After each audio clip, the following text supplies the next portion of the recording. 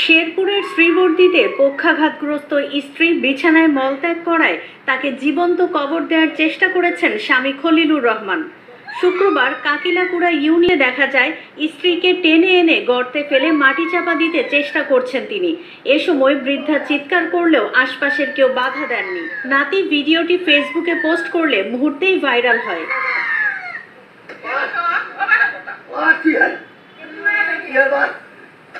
ওই খান কি তাহলে উত্তা উত্তা ভাই উত্তা এই কথা কইও না কেন হয় আমার ও ভাই বাবা বাদাই কই বাদাই কই কি করব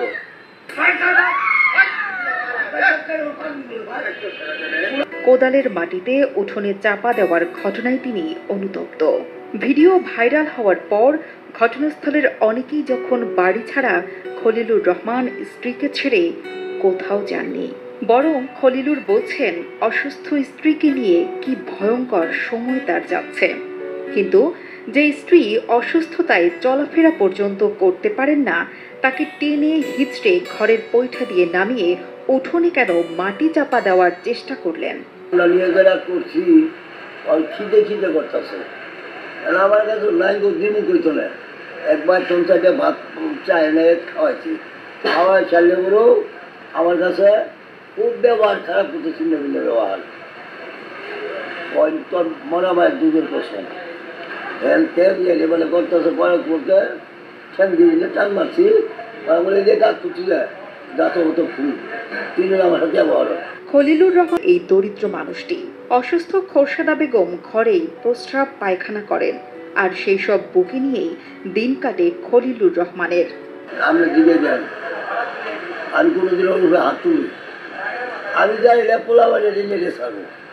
আমার খুব একটা বস্তু একটা ভুল হয়েছে জীবনে, আমার কোনোদিন ভুল করি নাই। আমি জীবনে কোনোদিন মানুষের অনগুছুরে মানে কোনোদিন কামও করি নাই, এবং আমাদের ইউনিয়নের চেয়ারম্যানে কোয়া হবো না, এই পাড়ার মানুষ কোয়া হবো না, আমরা শুনি। আমি ঝগড়া করে মানুষে পাল করি খাই বাবা, দৌড় ঘরে খাই চাই চাই, তাও আমি আর দুঃখ দিলে কিলোমিটার দূর বন্ধ বাড়াইছে তা বুগলো দিয়ে খাই, আমরা পারতেন না। শেরপুরের শ্রীবর্দী উপজেলার খোসালপুর কানিপাড়ার এই ঘটনায় এলাকাবাসী বলছেন খোরশেদা বেগম এতই অসুস্থ বিছানা থেকেও উঠতে পারেন না।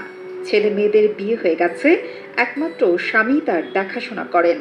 অভাবের সংসারে নিজে অসুস্থতা ও অস্থিরতায় ভুগছিলেন। সেদিন তর্কাতর্কির জের ধরে নিজের উপর নিয়ন্ত্রণ হারান।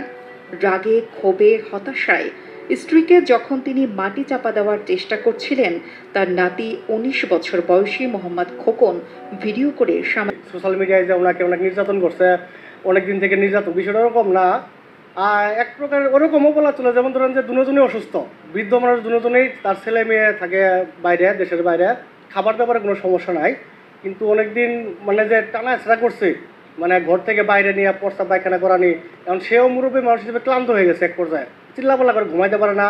তো এগুলো মাথায় রেখে ওই লোক ভাবছে যে ওরা একটু ভয় দেখায়, এজন্য অল্প একটু মাটি ঘুরে ওইখানে কবর দেওয়ার মতো একটা পরিস্থিতি তৈরি করছে আর কি, যেটা আসলে আছে একবারে চলতে পারে না, নড়তে পারে না।